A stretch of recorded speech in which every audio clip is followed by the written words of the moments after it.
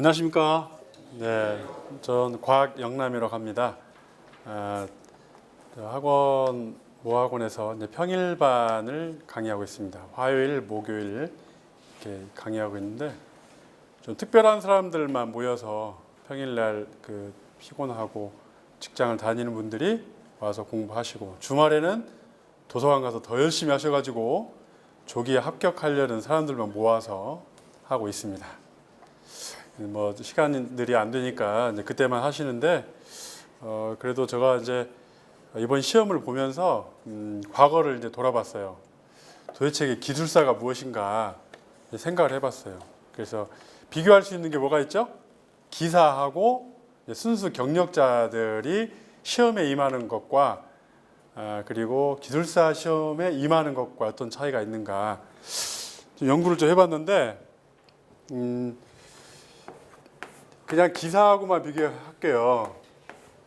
기술사하고 비교를 했을 때 기사에는 어떤 문제를 물어보면 이제 그 팩트를 물어죠. 팩트를 이게 맞느냐 틀리느냐 이제 이걸 물어보는데 기술사는 일단 맞는지 확인해야 되겠죠. 그 다음에 뭐가 주어져요?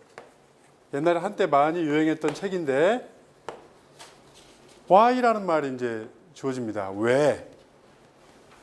왜 그런 것인가? 그리고 기술사는 또 OX인데 얘는 뭐가 또 필요해요? 부연 설명 필요해요. 부연 설명. 그렇죠. 이게 좀 큰 차이가 아닌가 싶어요.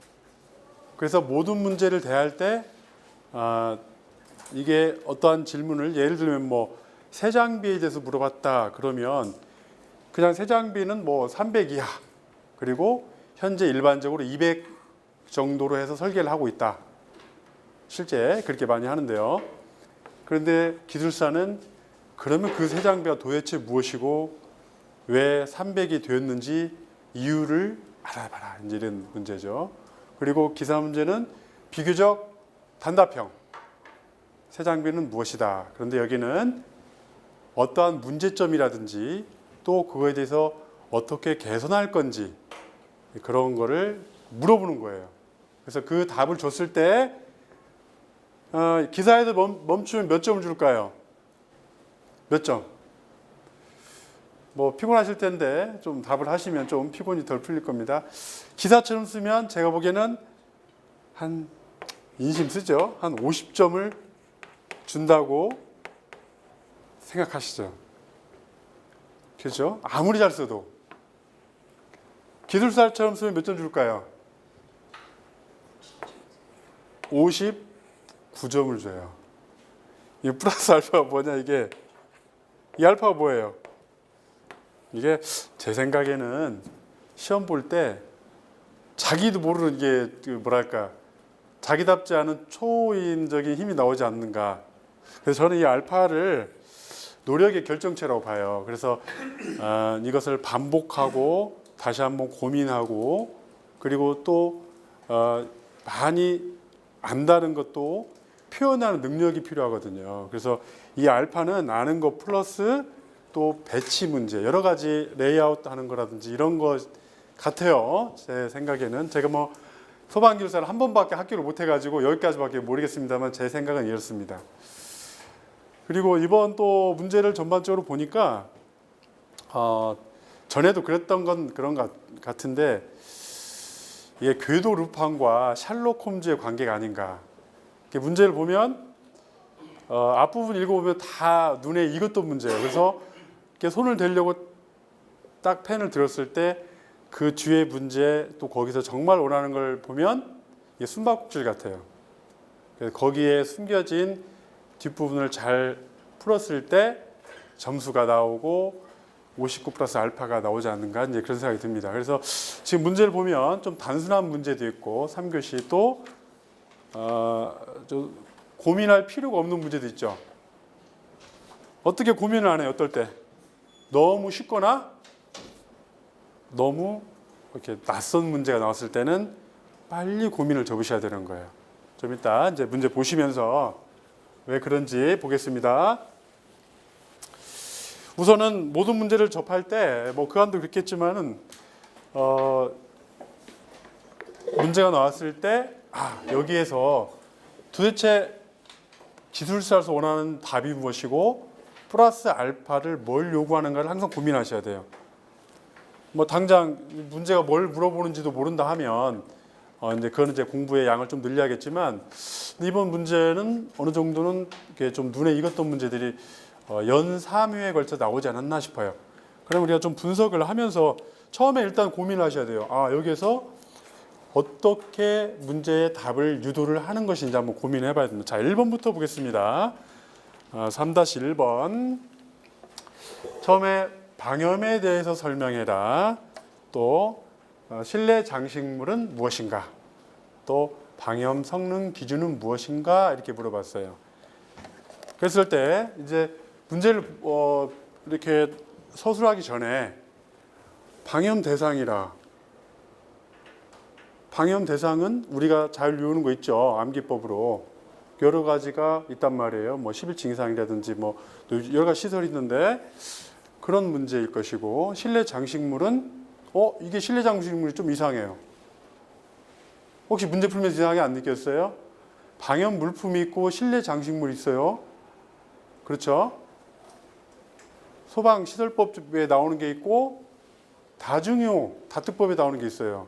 용어가 좀 차이가 있습니다. 그리고 방염 성능 기준을 생각해 보니까 우리가 뭐 잔염시간, 잔신시간 이렇게 했던 기억이 있단 말이에요. 그러면 이제 크게 용어별로 방향 그렇게 가야 되는 게 맞고요. 이제 계율을 잡을 때 방염이 무엇인가?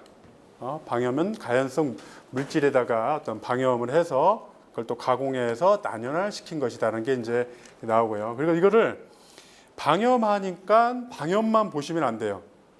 방염보다 상위 개념이 뭐가 있죠? 건축에 세계하는 불연, 준불연, 난연이 있어요. 그게 만족되면 방염은 필요가 있어요, 없어요? 필요가 없어요. 그 재료를 사용할 수 없기 때문에 이제 방염이 들어가는 거거든요. 자, 이렇게 개요해서 좀 잡아주시면 좋겠고요. 자, 방염 대상에서 방염 대상 여러 가지 막 시설들이 있잖아요. 그런데 이제 우리 항상 개념을 답을 쓸 때도 법규에 나온 대로 그대로 쭉 쓰면 만점을 주는 데가 무슨 시험이에요?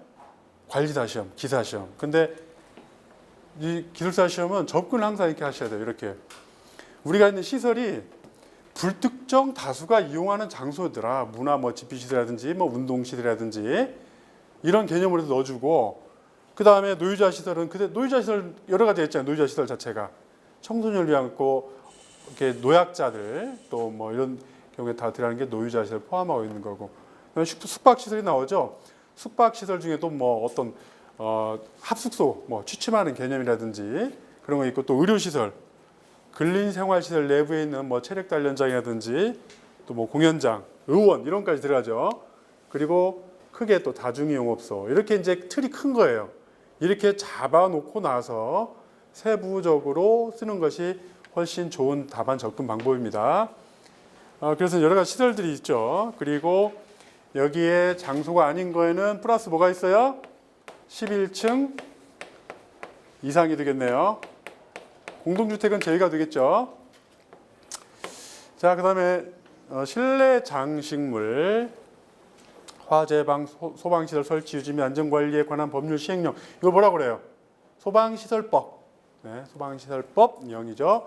여기에 나오는 걸 보니까 방염 대상 물품 및 성능 기준이 나오는데요. 이게 법규 그대로예요. 이번 법규 문제 많이 나왔어요.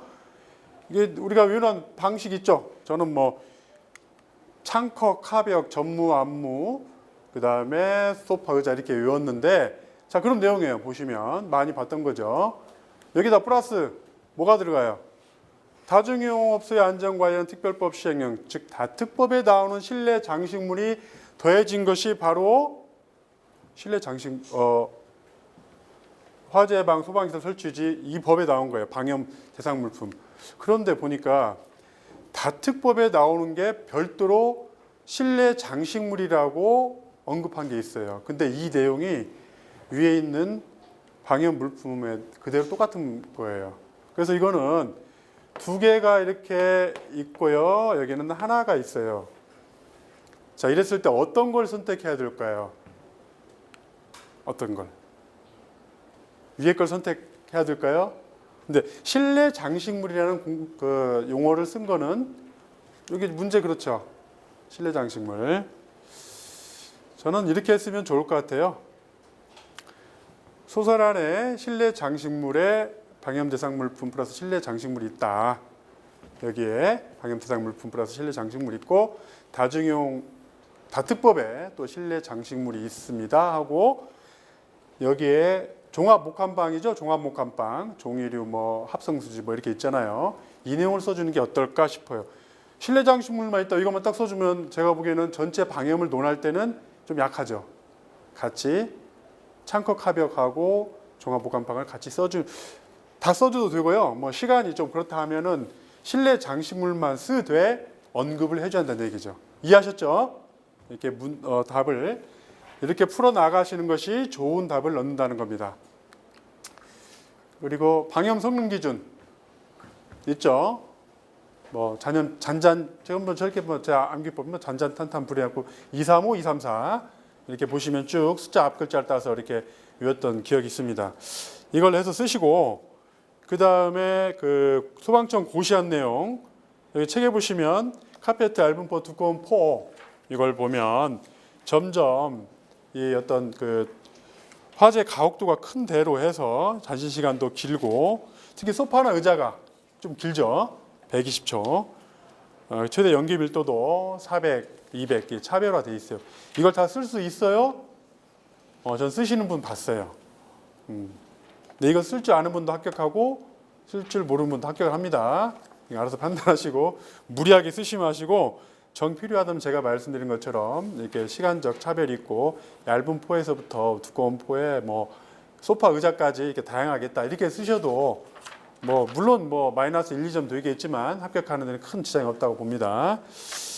그리고 소파 의자에 대한 좀 특별한 내용이 있죠. 책을 보시면 담배법에 의한 시험은 1시간 이내, 번호법에 의한 거는 잔진 시간이 120초 이내 뭐 이런 내용이 있습니다. 뭐 그 나머지 내용은 참고하시고요. 자, 우리가 또 제가 이제 기술사적 마인드로 뭘 잘 써야 된다고요? 결론을 잘 써야 돼요. 결론. 자, 이 방염은 비록 뭘 막아요? 방지한다, 불꽃을 막는데 지속적 화염에 의해서는 어떻게 된다?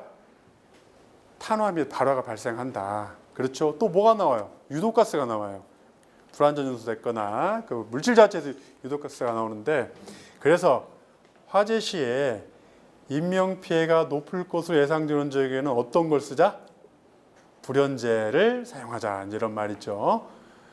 그리고 이제 이건 뭐 3번, 4번은 제가 이제 평소에 느꼈던 걸 쓴 겁니다. 그 공동주택이라든지 뭐 주상복합 했을 때 단지 내부에 뭐가 들어가 있어요? 피트니스 센터하고 뭐 어린이집 또 뭐 뭡니까 노인정 뭐 카페 이런 게 지금 들어가 있잖아요. 근데 거기에 방염을 해야 되느냐 말아야 되느냐 이제 고민이 생겨요. 근데 사업 승인 받을 때 주용도가 뭐예요? 공동주택이죠. 그런데 이건 뭐예요? 이런 것들은 센터 어린이집 이런 거는 실제적으로 말 그대로 뭐 불특정 다수가 이용한다든지 노유자 시설이라든지 다중이업소와 같은 모양을 가지고 있잖아요. 근데 이건 해야 돼요? 안 해야 돼요? 어때요? 당연히 해야죠. 기술사께서. 예? 기술사님들은 당연히 해야 된다고 나와야 되겠죠. 특히 왜 그래요? 피트니스 센터 누가 나중에 운영해요?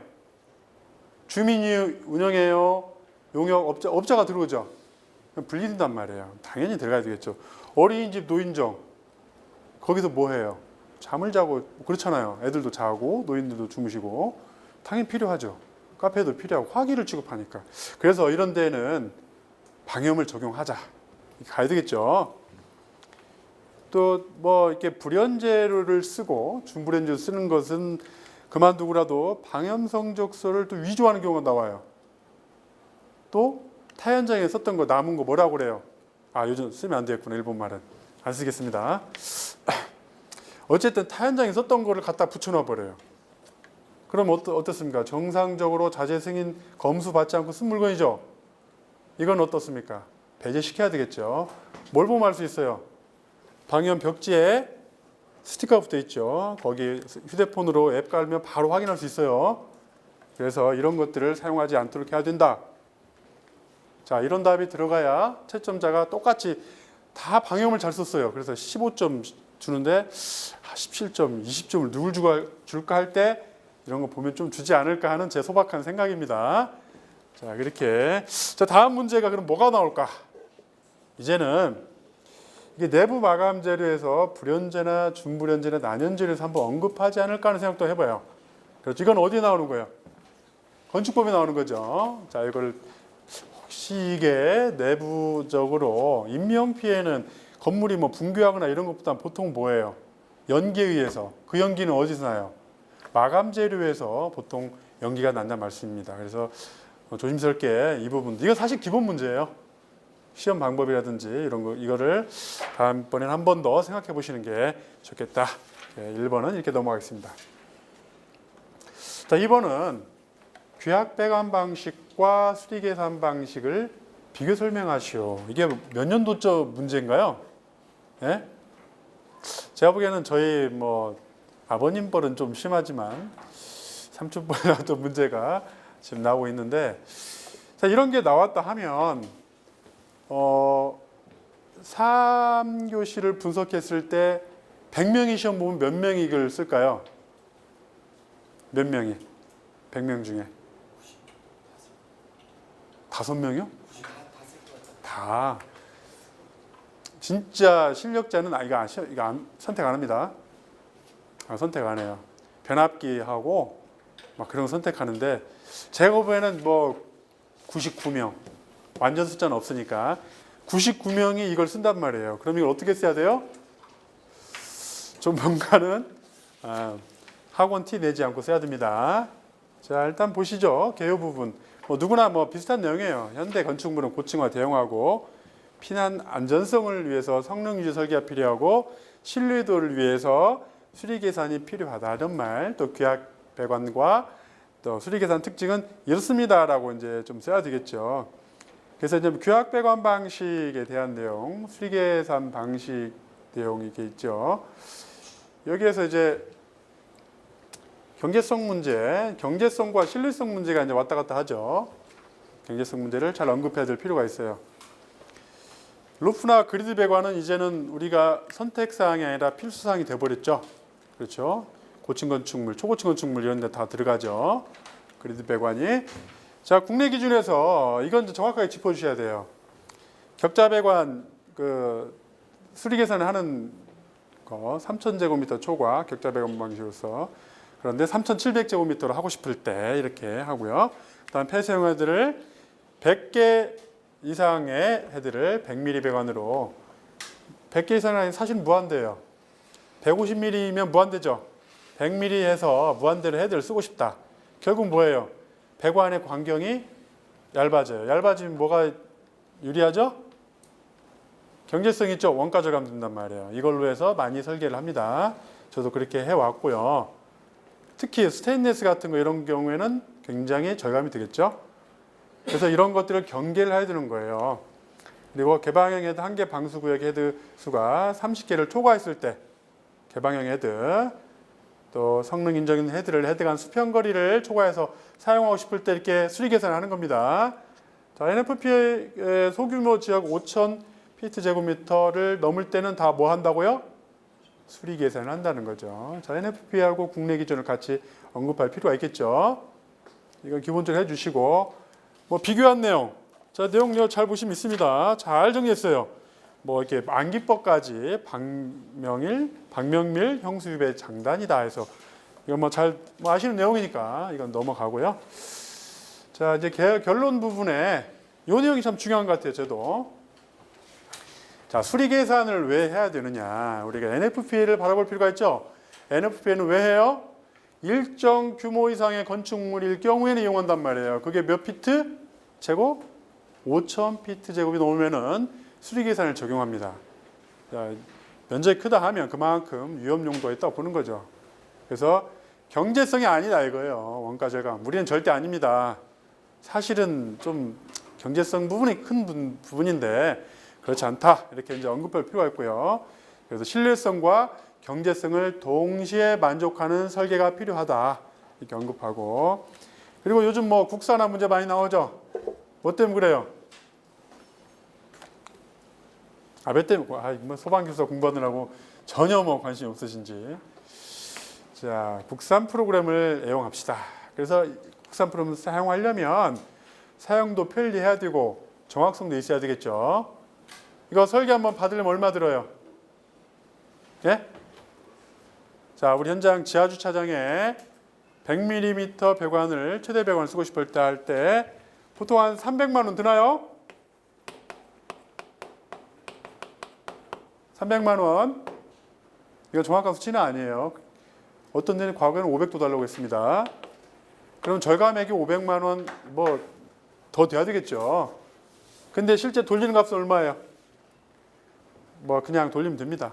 프로그램을 구입한 가격을 이제 받는 건데 이게 그 헤드수 뭐 배관 간격을 줄인다기보다는 이제 초고층 건축물에 수계산으로 그리드 배관을 할 수 있어요, 없어요? 안 됩니다. 프로그램 위에서 가능한 거예요. 그렇기 때문에 좀 필수적인 내용이 됐습니다. 자, 다음에 어떤 문제가 나올까? 연관지음 문제. 이것도 물론 고전적인 문제입니다. NFPA의 수리계산 방식에 의해서 프로그램이 만들어진 거예요. 기술사는 OX가 아니라 Y, 왜 그렇게 됐는지, 그리고 어디서 그게 시작됐는지 그 근본을 따지는 게 중요하기 때문에 수리계산 방식에서 특별히 NFPA는 위험 용도를 구분하죠. 그래서 경급, 중급, 상급, 또 중상은 원투 또 이렇게 분리해서 가죠. 또 살수 밀도를 결정해서 헤드 수량도 결정하고요. 살수 밀도를 고려합니다. 자, 이런 부분들이 좀 더 우리가 지켜볼 필요가 있어요. 다음에 똑같이 규약배관, 수리배관 문제가 언제쯤 나올까 이제는? 저희 다음 대회나 나올 수 있는 문제니까 다음에는 이런 문제를 저희가 주목해 볼 필요가 있어요. 자, 3번 보겠습니다. 자, 무창층. 이것도 무창층에 대한 업무 처리 지침. 자, 요 문제가 업무 처리 지침이라는 말이 또 갑자기 가슴을 답답하게 또 만들죠. 무창층에 대한 뭐 개념이라든지 그런 어떤 법규적인 부분들은 저희가 대부분이 알고 있어요. 자, 이걸 보시면 계급부의 크기의 인정 기준, 도로 폭의 기준, 쉽게 파괴할 수 있는 유리의 종류라는 부분에 대해서 다 계급부에 관련된 거죠. 요거에 대해서 업무 처리 지침에 대해서 또 이제 논하라고 나오는데 왜 그럴까요? 왜 이 얘기가 나왔어요? 정의를 내려서 했더니 사람들마다 혼란이 있어요. 그래서 계속 질의, 회신, 뭐 옳다 그러다 싸우죠. 그래서 아예 업무 처리 지침을 줘서 여기에 나온 이 내용은 해석이 이렇다라고 알아보기 쉽게 준 겁니다. 자, 무창층 봅시다. 개요. 무창층은 어떤 외부 구조, 피난의 난이성, 소화 활동하는데 도움이 돼요? 지연이 돼요? 지연이 되죠. 무창층이 뭐예요? 백화점 같은 데 내부에서 밖을 볼 수 있어요? 없어요? 왜 못 봐요? 인테리어를 다 해놨죠. 시간 가는 줄 모르고 쇼핑하라고 다 가려놨어요. 그렇죠? 그렇기 때문에 이런 무창층에는 어떤 피난도 어렵죠. 그리고 외부에서 계급부가 작으니 구조하기도 어렵죠. 그러니까 이제 혼란이 올 수 있다는 거죠. 그래서 이거를 개념을 이제 줬습니다. 왜요? 소방시설 그래서 강화하자 이거예요. 무창층, 지하층, 무창층은 항상 개별적으로 예외 조항을 주어서 더 강화된 조항을 주죠. 자, 건축에서 패시브적으로 만족을 못하면 소방에서 액티브적으로 보완을 하는 것이 우리 소방과 관련 법규의 방향입니다. 자, 업무 처리 지침을 수립해서 이렇게 적용함으로써 혼란도 방지하고 좀 더 건축 설계를 하든지 소방 적용할 때 정확하게 적용할 수 있도록 한 겁니다. 무창층, 창이 없다고 보는 거예요. 창이 없는 거예요? 없다기보다 있긴 있는데 바닥 면적이 얼마이야? 얼마이야? 30분의 1이죠. 자, 보시죠. 조건, 이런 조건을 가져야 돼요. 자, 이런 조건을 아래 조건을 가진 거에 해당 층의 바닥 면적의 30분의 1 이하가 되는 층을 무창층이라고 하는데 무창층은 뭐 거의 지하층처럼 외부와 거의 단절이 됐다고 보는 거죠. 자, 이 크기 계고부를 얘기하는 거예요. 자, 계고부를 볼 때 계고부가 뭐 동그라미도 있고 네모도 있지만 크기를 봐야겠죠. 그리고 바닥으로부터 높이를 봐야 될 것이고 어디를 향해서 방향이 있나 봐야 되고요. 이 무층창 자체가 정말 확보가 되는지 뭐에 50제곱센티미터 또는 뭐 피난이라든지 또 뭐 창살로 인해서 안 된다든지 이런 제한 조건은 없는 건지 그게 바로 무창층의 5가지 조건이 되겠죠. 자, 5가지 조건이 이렇게 있어요. 그래서 이제 소방시설을 이것 때문에 강화한 게 옥내소화전 스프링클러, 비상조명 등 간이 스프링클러였는데요. 옥내소화전은 얼마 이상? 600제곱미터, 스프링클러는 1000제곱미터, 그다음에 비상조명 등은 450제곱미터, 간이 스프링클러는 다중이용업소에 대해서 이제 적용을 하게 됩니다. 자, 처리 지침을 보니까 계고부 크기 인정 지침 한번 보시죠. 내용 한번 책 보시면 계고 크기 기준 있죠. 이건 뭘 확보하기 위해서 그래요? 계고 크기를 50cm가 원이 내접할 수 있도록 하기 위한 거하고 높이가 1.2m 이하로 확보하기 위해서 뭐 창살에 관련된 거 쉽게 깨지는 문제. 특히 4번을 한번 보시죠. 4번 특별해서 프로젝트 창의 경우 하부층의 바닥으로부터 1.2m 이내 파괴가 가능하거나 문이 열리는 부분에 지름이 50cm 이상의 원이 내접할 수 있는 경우로서 상부창이 쉽게 파괴할 수 있는 유리의 종류에 해당하고 지름 50cm 이상의 원에 내접할 수 있는 경우에는 상하부 모두 창을 인정한다 이렇게 얘기했죠. 프로젝트 창이 뭐예요? 일반 뭐 이렇게 밀창이 요즘 뭐 이렇게 올려서 또 내려서 하는 창들인데 이게 논란이 많아요. 그러다 보니까 별도로 4번에 규정을 했고 그 부분이 쉽게 깨질 수 있는 부분이면 윗부분까지 연장져서 계고부라고 이제 본다는 내용인데요. 자, 이런 내용들이 이렇게 있고요. 도로 폭에 대한 거 일반도로 몇 미터요? 폭이 일반도 뭐 왕복 통행할 수 있는 뭐 이런 도로들 4m 보죠. 또 막다른 도로는 2m를 보고 있습니다. 그리고 쉽게 파괴할 수 있는 유리 종류 일반 유리 몇 밀이에요? 6mm. 강화 유리는 5mm. 그래서 복층 유리는 이 일반 유리와 강화 유리가 조합된 거죠. 가운데 뭐가 있어요? 공기층이 있죠. 그렇다면 공기층을 중심으로 양쪽에 창이 있을 때 그게 일반 유리는 6mm 이하, 복층 유리는 5mm 이하로 조합됐을 때 쉽게 파괴될 수 있는 유리로 분류를 해준다는 거예요. 그리고 소방서장이 인정하는 경우, 소방서장이 인정한다는 것은 소방서장이 그냥 인정 안 하죠. 실사를 하고 그에 대해서 검토를 했을 때 인정하는 거예요. 그래서 복층유리 이렇게 업무 처리 지침이 있어요. 52페이지. 예. 1번하고 2번 차이가 뭡니까? 52페이지 밑에서 하나 받았죠. 1번, 2번. 제가 좀 이따가 이거 설명을 드리겠습니다. 그러니까 예. 자, 그리고 결론적으로 봐서 이제 마땅히 뭐 쓸 내용이 없을 수 있잖아요. 이럴 때는 어떻게 해요? 개요 부분을 다시 한번 써주는 거예요. 이것도 방법 중에 하나입니다. 그런 이제 제가 한 가지 한 거는 자, 무창층을 구성한 것은 누구 측면이에요? 건축에서도 인테리어 측면이죠. 여기 인테리어 측면에서 이제 무창층을 구성하는데 소방에서는 뭐가 필요해요? 피난이 필요하죠.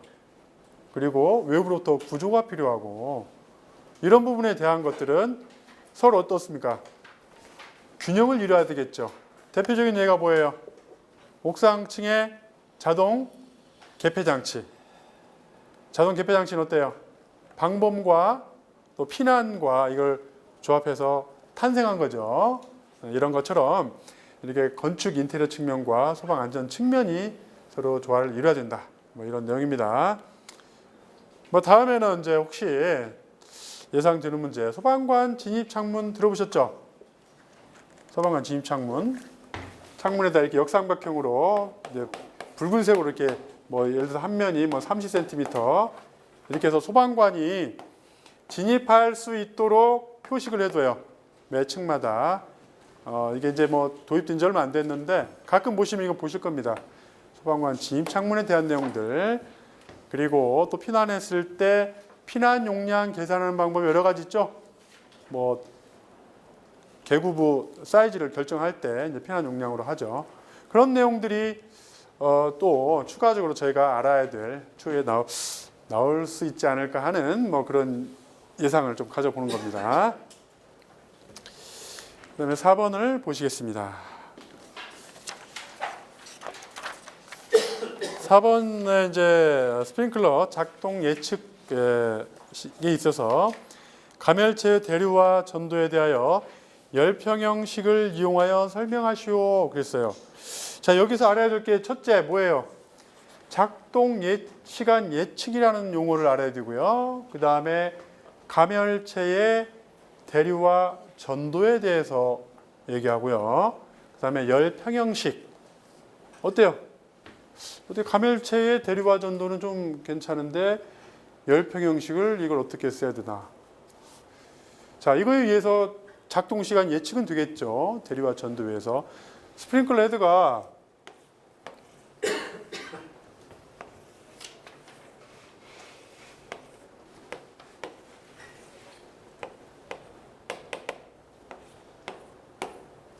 자, 이렇게 있죠. 이쪽은 뭐예요? 오리피스가 되겠죠. 그 다음에 이건 뭡니까? 뭐예요? 그라스 벌브나 퓨즈 블링크? 가멸체라고 하죠. 가멸체. 용어를 써주시는 것이 이거는 뭡니까? 반사판. 네. 국산 우리나라 뭐라고 그래 또 우리 영어로? 네. 디플렉트라도 하죠. 관계없습니다. 뭘 써도 아주 통용되는 말이니까. 그러면 작동 시간을 예측하려면 여러 가지 요소가 있어야 돼요.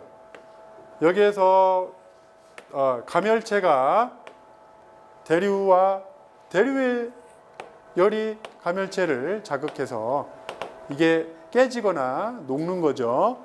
그 다음에 열이 가멸을 하더라도 배관 내부에 여기까지 뭐가 차 있어요? 여기까지 뭐가 차 있어요? 평소에 물, 네. 소화수라고 하면 어떨까요? 좀 더 세련됐죠?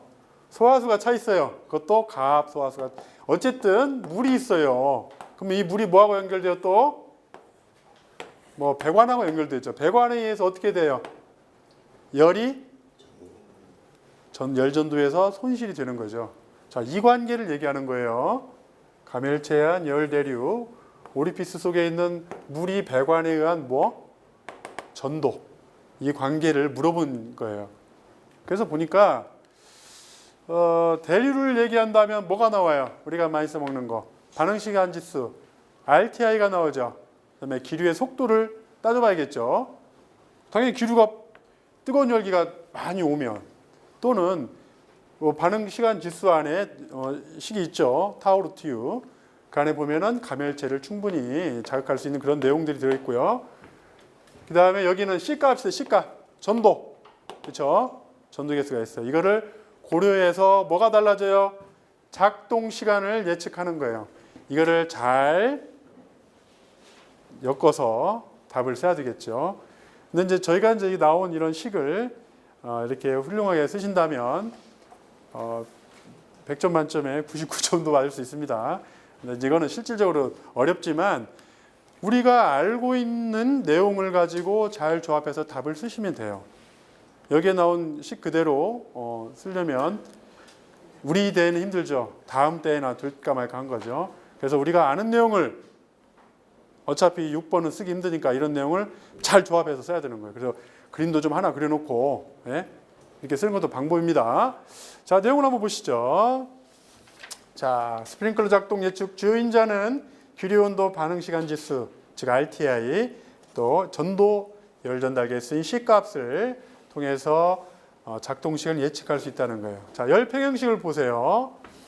MC DT분의 DT는 HA TG-T 이런 식이 나와요. 자, M은 당연히 뭐 질량이고요. C는 비열. 그리고 시간에 대한 온도죠. 온도 변화율이죠. 그리고 HA 대류 열 전달 개수 그죠? H값 아시죠? 대류 전도 복사 그 중에 하나잖아요. 그리고 A는 이제 그 감열체 면적이 되겠고요. 자, 이런 시간들을 통해서 나오는 식을 잘 보니까 우리가 많이 본 식이 있어요. HA하고 MC가 뭐예요? 타우는 하MC네요. 그쵸? 요게 나오는 거예요. 타우. 그러면 RTI는 뭐예요? 타우 루트 U죠. 그 식을 이제 연장시키는 거예요.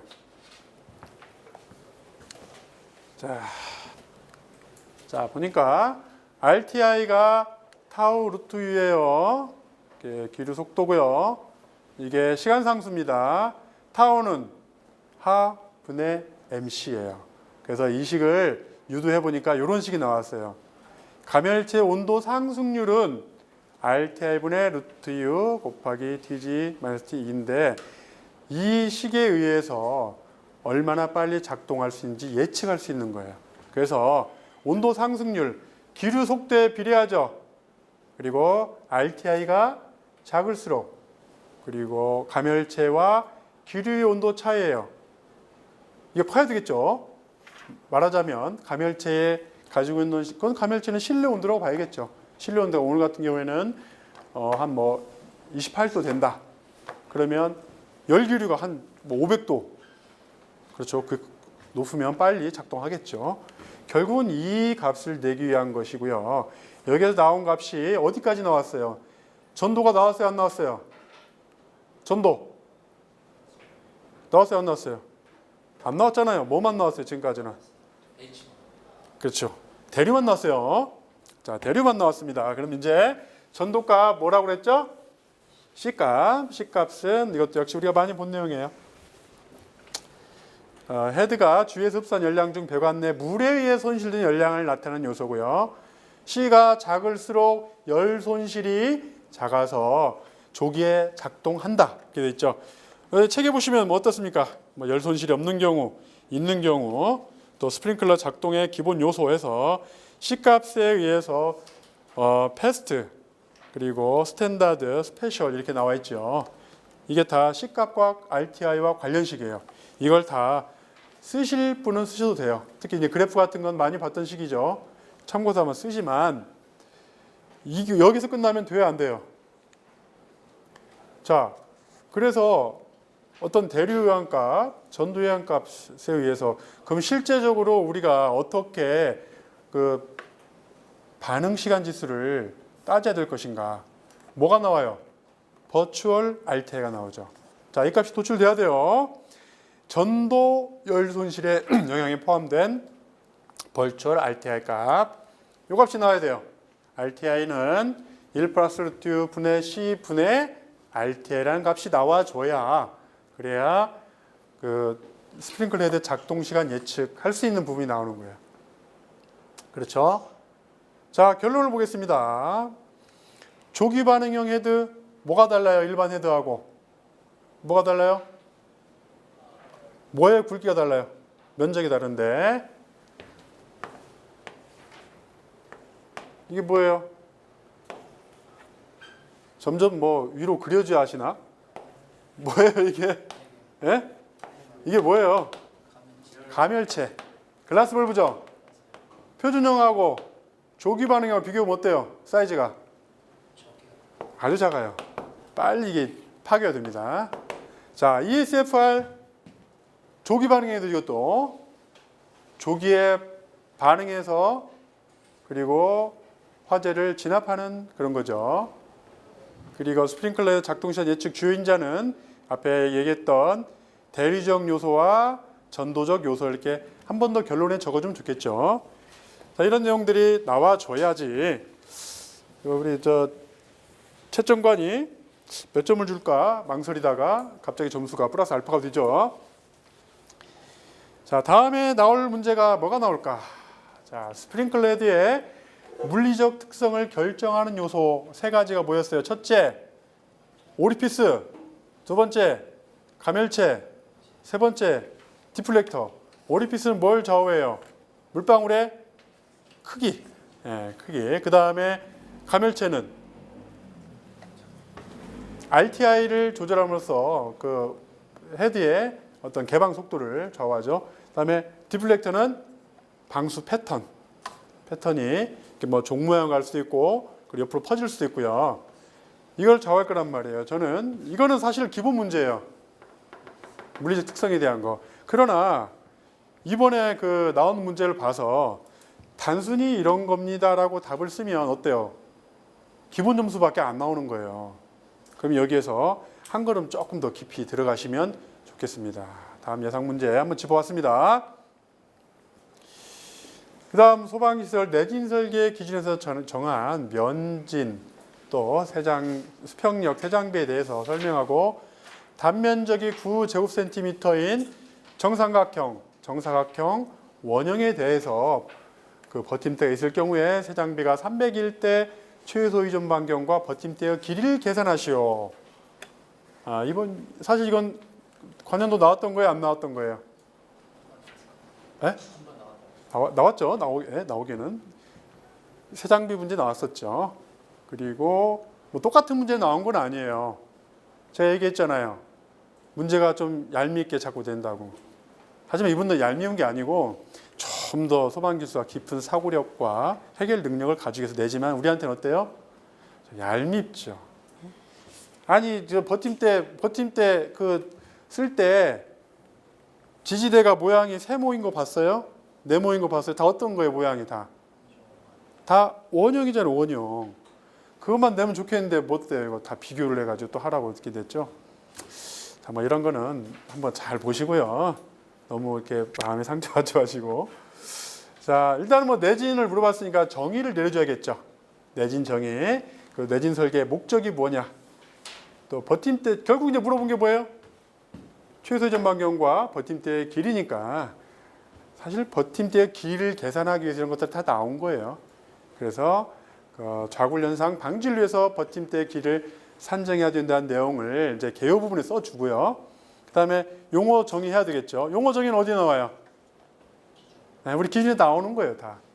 그대로 쓰시면 돼요. 그대로 쓰시면 되고요. 특히 이제 지진 분리 장치하고 지진 분리 이음하고 좀 혼동하시는 분들이 있어가지고 지진 분리 장치는 이건 어떻게 해요? 회피성이죠. 이건 수동적이고 지진 분리 이음은 뭐 하나만 넣은 겁니다. 많아요. 이거는 능동적인 거죠. 얘는 어떻습니까? 얘는 보통 어디 쓰이죠? 가열성 이음 장치 어디 있어요?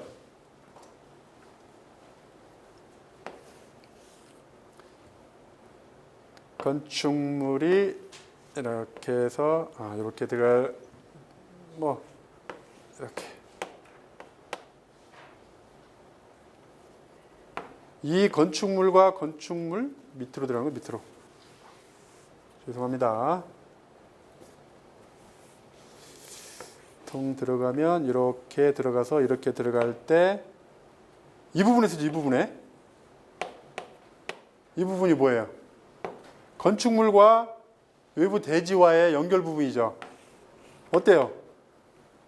여기에 지진, 여기에 어떤 지진력이 서로 상호 분리가 되는 거예요. 여기서 U자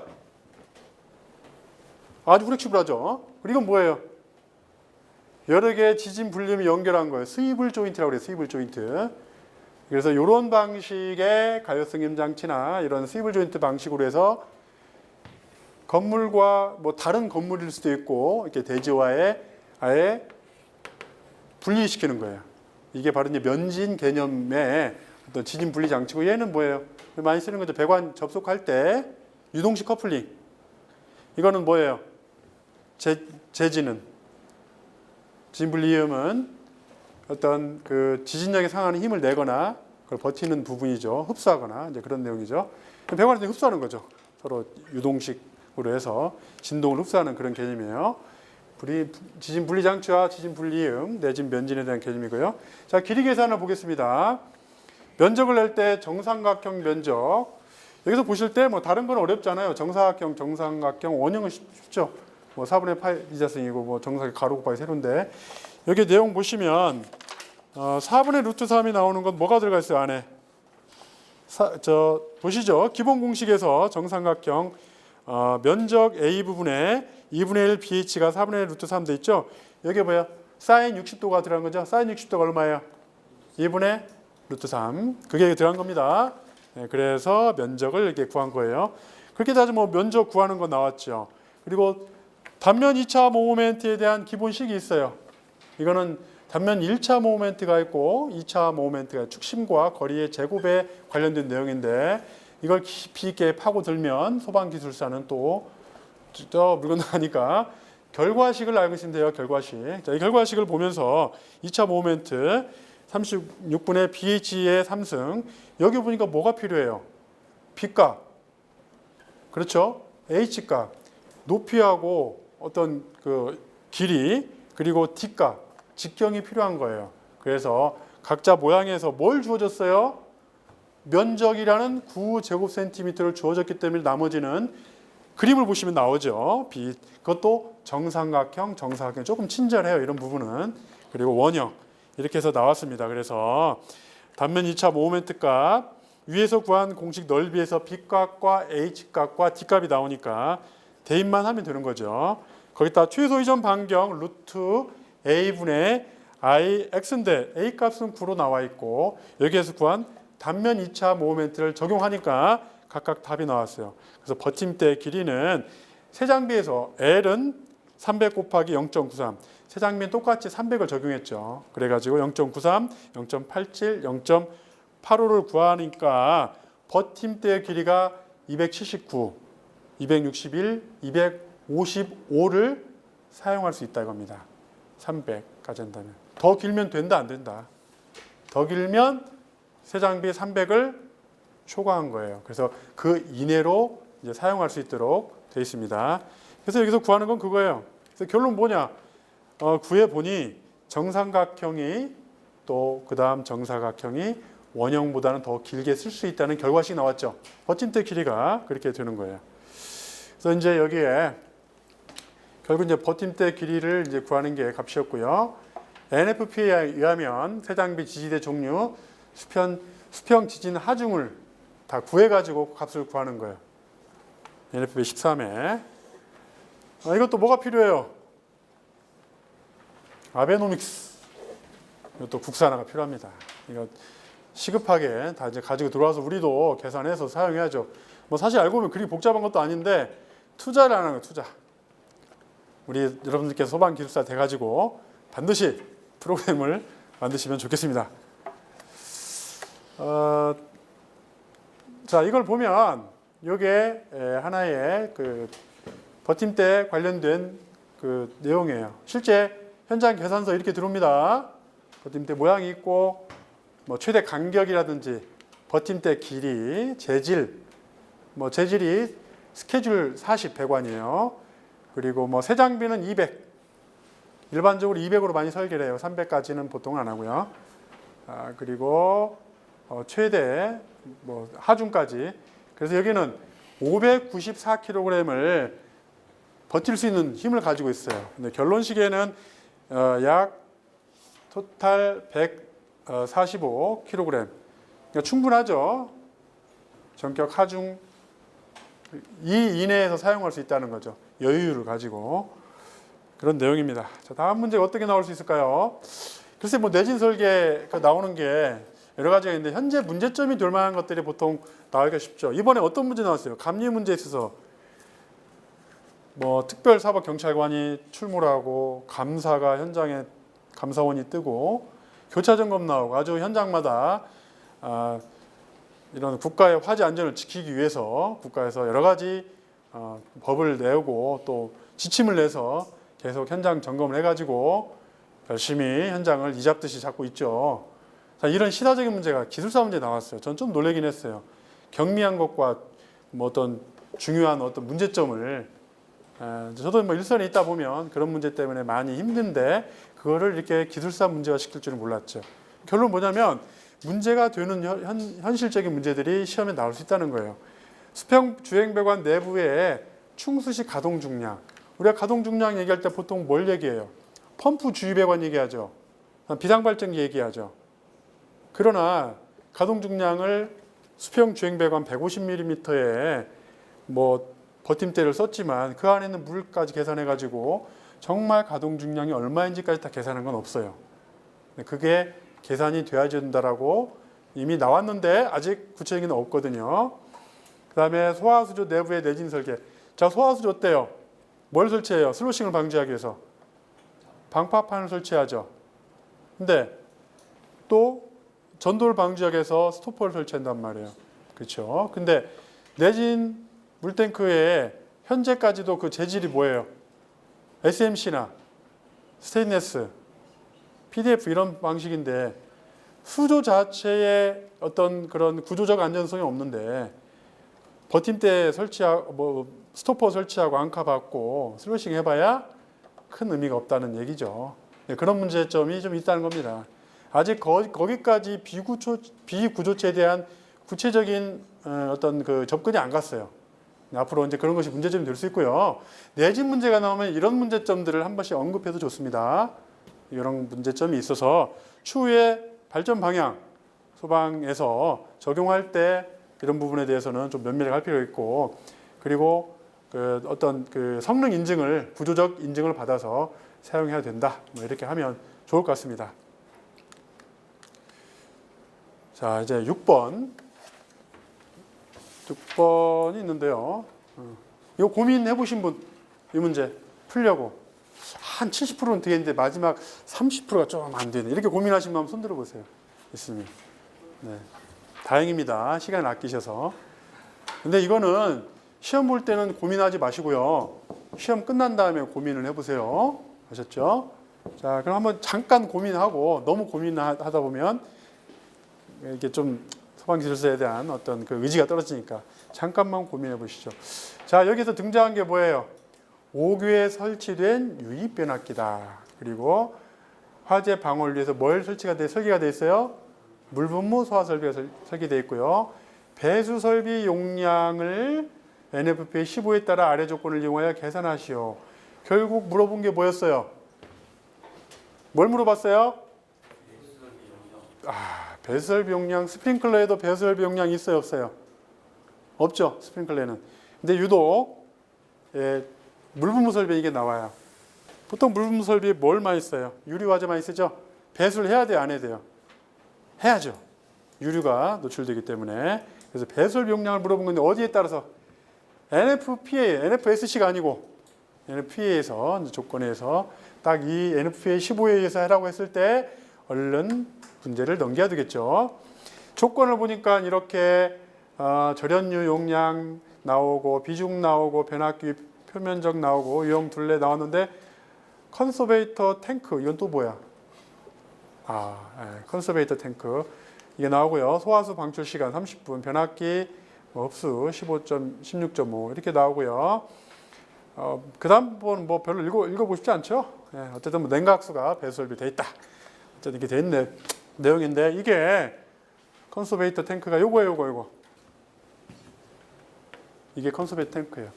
왜냐하면 변압기 본체에 별도로 유리를 보관하고 있어요. 여기에서 파이프를 연결해가지고 같이 설치하면 어때요? 변압기는 뭐가 생겨요? 항상 열이 발생하죠. 거기에 변압기는 호흡을 한다고 호흡. 숨을 쉬듯이 얘가 끌었다가 막 그래요. 같이 있으면 어때요? 아무래도 더 이제 어떤 그 절연유에 대한 어떤 손상도 일어날 수 있고 아무래도 누출될 우려도 있고요. 그래서 이거를 별도로 있는 것이. 그러면 소형이겠어요? 대형이겠어요? 아니요. 소형은 일체형이고 대형이죠, 대형. 자, 높이를 봐요. 얼마예요, 높이가? 변압기가. 4.5m. 4.5m면 아파트 2층 중간까지예요. 변압기 크기가. 여기 전봇대에 있는 거 생각하지 마세요. 전신주에 있는 거. 그리고 뭡니까 또 컨서베이터 사이즈도 그 탱크가 지름이 1.2m고 길이가 5.2m예요. 이게 5.2m. 소형이 아니죠. 참 큰 게 실제 변전소 같은 데 있는 것들이에요. 이런 것들. 아까 얘기한 게. 그런데 이제 물분무 소화 설비가 실제 들어갑니다. 어떻게 들어가요? 입체적으로 들어가요. 위에만 들어가는 게 아니라 위아래 또 이게 많이 떠 있으면 아래까지 들어가는데 보통 바닥에 있기 때문에 보통 안 들어가죠. 그래서 입체적으로 이제 물분무 소화 설비를 이제 하게 됩니다. 헤드를 설계하고요.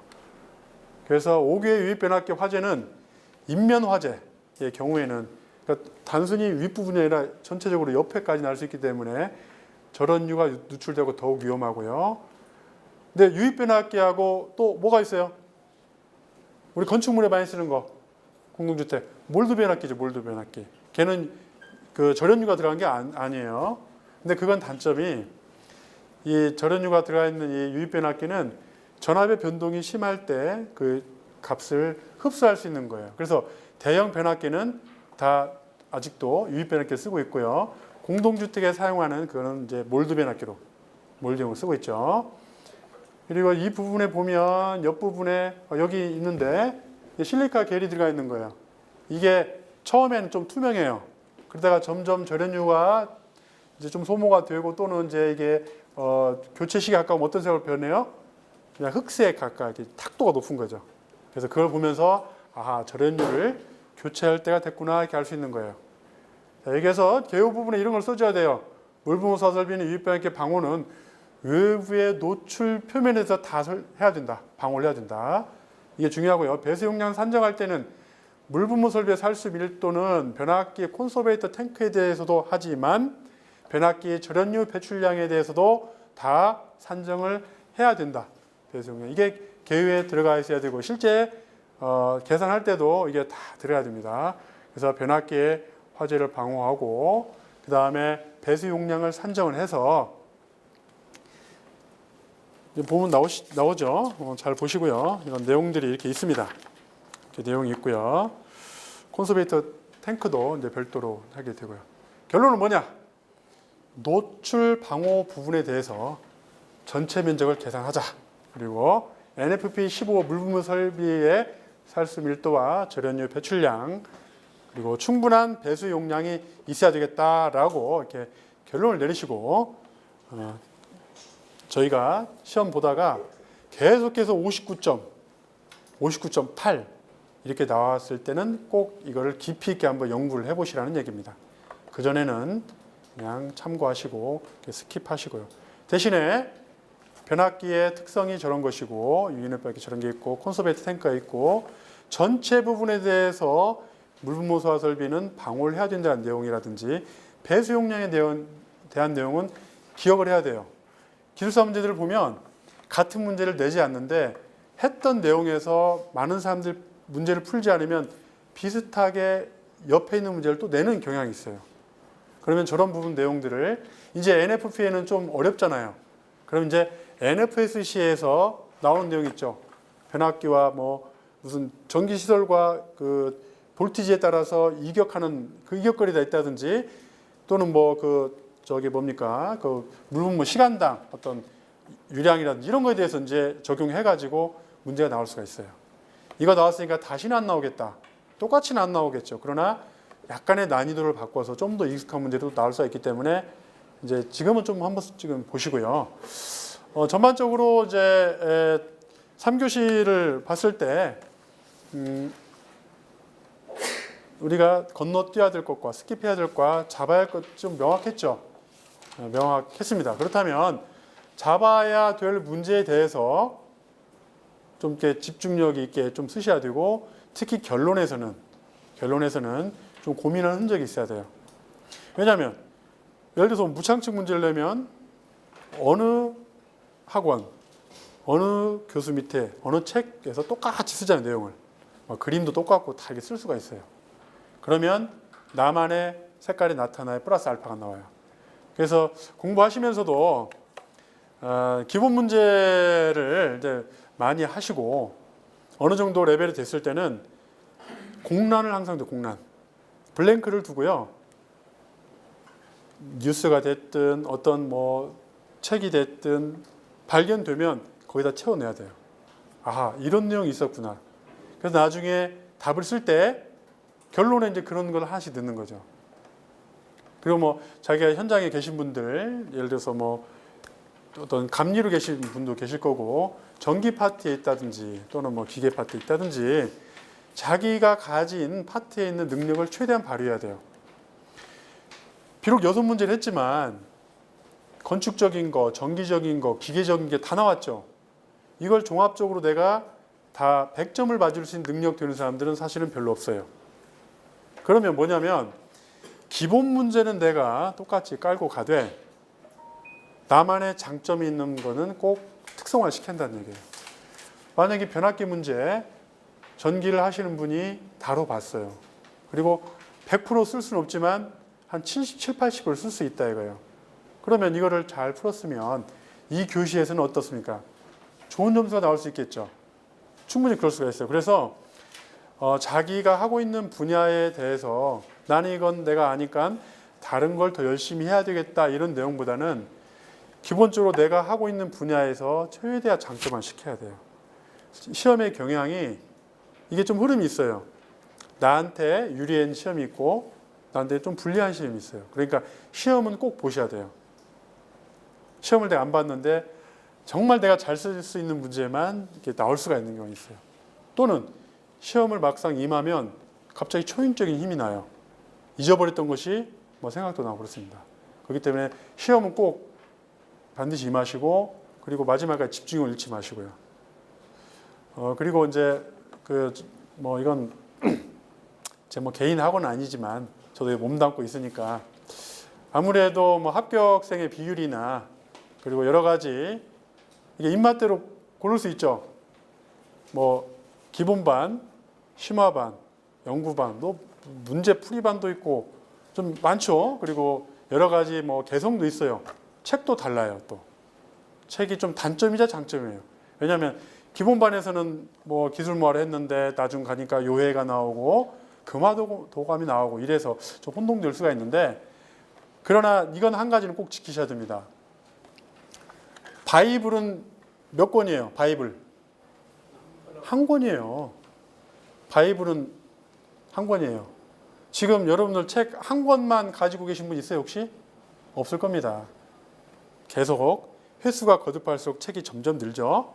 그런데 바이블은 몇 권이에요? 한 권이에요. 절대로 중심 잃으시면 안 돼요. 예를 들어 소방기술모아를 시작했다. 그러면 그걸 중심으로 다른 거를 첨삭해서 가야지 이게 자꾸 옮겨 다니시면 안 됩니다. 그리고 혹시라도 아직도 이건지 저건지 모르겠어요. 그러면 오늘 반드시 하나 꼭 결정하세요. 결정하셔서 그것 중심으로 해서 모든 거를 첨삭해서 살을 찌우세요. 그리고 최근 3회의 경향을 보니까 어떻습니까? 전혀 엉뚱한 문제가 별로 안 나와요. 그런데 기본 문제 같지만 약간 더 깊이를 요하는 문제들이 나오고 있어요. 그 얘기는 뭐냐면 기본에 충실하되 그 논문이 또는 어떤 그런 이론이 나오게 된 근거를 찾아내시는 게 정답입니다. 그리고요. 이런 거 꼭 꺼내면 뭐 장사하려고 이렇게 나오는 것 같죠? 뭐 그런 건 아니고요. 지금 단계에서는 꼭 필요하실 것 같아요. 반드시 사이즈가 작아야 돼요. 크면 안 됩니다. 이렇게 암기장을 꼭 가져가셔야 돼요. 여기에 뭘 넣냐면 결과식들이 결과식들. 뭐 아까 말한 뭐 세장비라든지 진짜 안 외워주는 거 있잖아요. 결과식 같은 거, 계산식 같은 거. 자, 모든 문제에 계산식이 한 줄 들어가고 그림이 하나 들어가고 표는 넣든 안 넣든 어쨌든 그게 들어갔을 때 점수가 플러스 알파가 되고 계산식을 쓰면 그 밑에 쓸 말이 많아져요. 계산식에 유추해서 비례한다든지 반비례하든지 그걸 쓸 수가 있어요. 반드시 이걸 하나씩 구비하세요. 이거 1,000원도 안 됩니다. 이거를 제가 이제 최종 합격할 때 저는 뭐 공부를 긴 기간 대충 했습니다. 그래서 다시 공부하시는 분들한테는 저처럼 전철을 밟지 않기를 바라면서 마지막 합격하기 2년 전에 했던 방식을 꼭 고집하고 싶은 것이 그때는 첫째 학원을 안 빠졌어요. 반장을 했어요. 반장을 했고 두 번째는 시험 시간에 안 도망갔어요. 연구방은 하면 막 시험 보다 보면은 막 도망가잖아요. 1시간 보다 도망가고. 근데 시험을 절대 거르지 않고 꼭 시험을 봤어요. 그리고 암기장을 작성하는데 이 암기장이 크면 안 돼요. 그 큰 거는 별도의 서브노트나 이런 책으로 하시고 이건 뭐냐면 화장실에서 전철에서 또는 정말 무료할 때 막 같이 뭐 할 때 나는 정말 싫어. 그럴 때 한쪽에서 이렇게 숨어서 이렇게 본다든지 여가 시간을 이용해서 이걸 보게 되면 기억력이 훨씬 많이 남아요. 그래서 이거 꼭 하나 장만하셔서 다음번에는 합격자로 1차 합격해서 면접반으로 와서 그때 얼굴을 꼭 뵀으면 좋겠습니다. 자, 마지막까지 끝까지 앉아서 여기에 수업을 들으신 분에게 꼭 좋은 결과가 있길 빌겠습니다. 감사합니다.